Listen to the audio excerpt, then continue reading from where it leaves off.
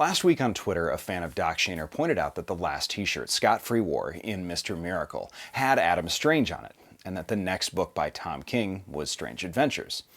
As a response, Doc Shaner tweeted a panel from Strange Adventures showing Adam wearing a Lobo t-shirt. Spoilers. And King on his Twitter has also mentioned turning in scripts for big undisclosed projects during the shutdown. Now, I might be misinterpreting spoilers, and there might not mean anything to this at all. But DC, let me be clear. If this is not yet in the works and Tom, Mitch, and Doc want to do this, let the boys do their thing, please. Because Tom already crushed Omega Men, and it would just follow that a Lobo Black Label series would be a next logical step. But who is Lobo? Come on, you fragging bastages. I am ashamed at this level of ignorance. This week, we're looking at the origins of the main man himself, Lobo. I'm Dan Umpton, and this is the Doomcast.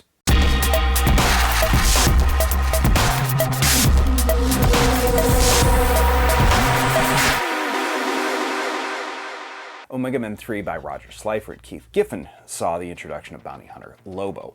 The Omega Men were a group of revolutionaries opposed to the totalitarian fascist rule of the Citadel in their home system of Vega, a solar system with 25 different inhabitable planets with a central leadership, that being the Citadel.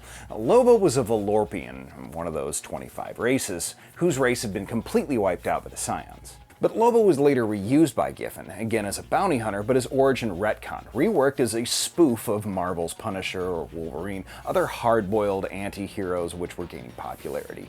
Now, Lobo's semi-self-awareness and gritty but comedic disposition predated Deadpool and drew off of Ambush Bug, another Giffen creation.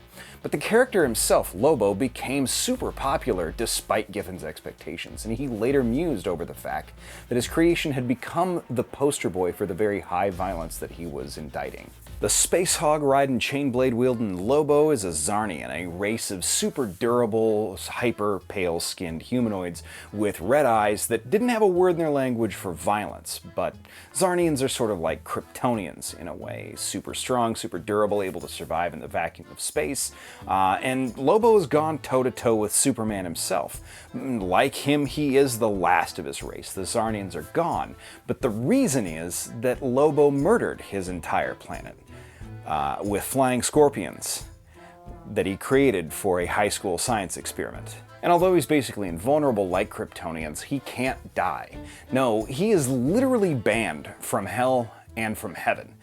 I've seen real juggalos get kicked out of actual bars for bringing in baseball bats covered in Christmas lights, but I cannot imagine what you would have to do to get kicked out of hell. But what damage he actually can take is Zarnian physiology lets him reform, even from a few cells. If he bleeds, each single drop of blood could be reformed into a full clone of himself. While we're talking about clones, during the New 52, the canonical Lobo was revealed as an imposter with a deadlier, eviler, skinnier, prettier killer for hire, outing Lobo as a fraud. But in Rebirth, that guy still exists, and nobody cares. But you know who cares? Lobo. About one thing: space dolphins. A holy and innocent creature, rare in the entire universe, Lobo has been known to go to any lengths to free or avenge one of these cosmic marine mammals, and at any cost. It might be the only thing other than himself that he actually gives a shit about. But given Lobo's Omega Men origin, and the fact that Tom King already did an Omega Men maxi series, and the aforementioned t-shirt connection, the hints at new projects, I hope that this is happening. I really want 9 panels of Lobo staring out a window at space dolphins in the rain. But in all seriousness, King, Jareds, and Shaner have all taken DC franchise characters to a darkly comic Wes Anderson level with their projects. A Jack Kirby comic about a space god escape artist from the 70s was a 12-issue meditation on mental health, personal growth, and family.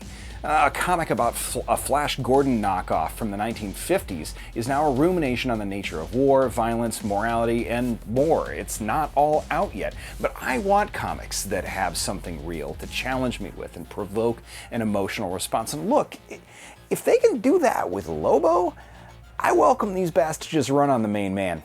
I really do. Here's hoping. Thanks everybody for watching. This has been the Doomcast. We'll see you next week.